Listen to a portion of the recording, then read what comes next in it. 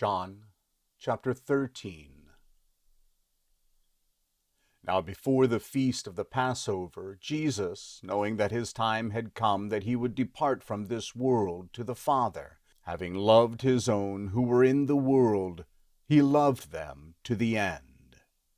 During supper, the devil had already put into the heart of Judas Iscariot, Simon's son, to betray him. Jesus, knowing that the Father had given all things into his hands, and that he came from God and was going to God, arose from supper and laid aside his outer garments. He took a towel and wrapped a towel around his waist. Then he poured water into the basin and began to wash the disciples' feet and wipe them with the towel that was wrapped around him. Then he came to Simon Peter. He said to him, "Lord, do you wash my feet?" Jesus answered him, "You don't know what I am doing now, but you will understand later." Peter said to him, "You will never wash my feet." Jesus answered him, "If I don't wash you, you have no part with me." Simon Peter said to him, "Lord, not my feet only, but also my hands and my head."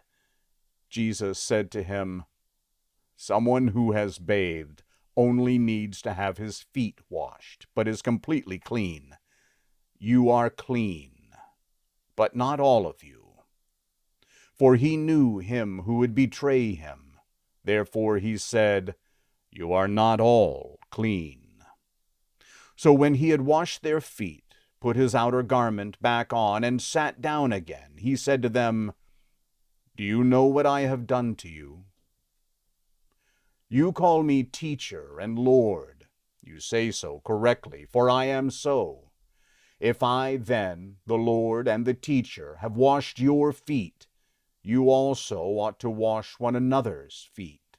For I have given you an example that you should do also as I have done to you.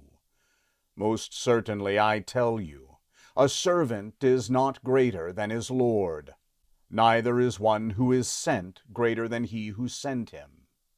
If you know these things, blessed are you if you do them. I don't speak concerning all of you.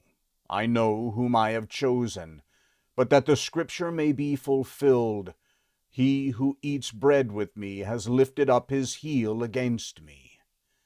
From now on, I tell you before it happens, that when it happens you may believe that I am he.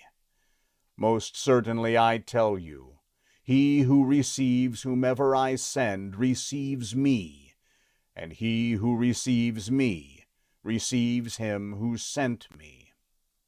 When Jesus had said this, he was troubled in spirit and testified, "Most certainly I tell you, that one of you will betray me." The disciples looked at one another, perplexed about whom he spoke.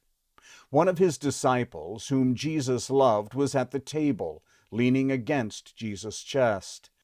Simon Peter therefore beckoned to him and said to him, "Tell us who it is of whom he speaks."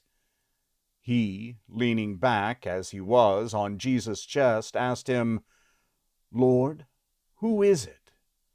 Jesus therefore answered, "It is he to whom I will give this piece of bread when I have dipped it." So when he had dipped the piece of bread, he gave it to Judas, the son of Simon Iscariot. After the piece of bread, then Satan entered into him. Then Jesus said to him, "What you do, do quickly." Now nobody at the table knew why he said this to him. For some thought, because Judas had the money box, that Jesus said to him, "Buy what things we need for the feast," or that he should give something to the poor. Therefore, having received that morsel, he went out immediately.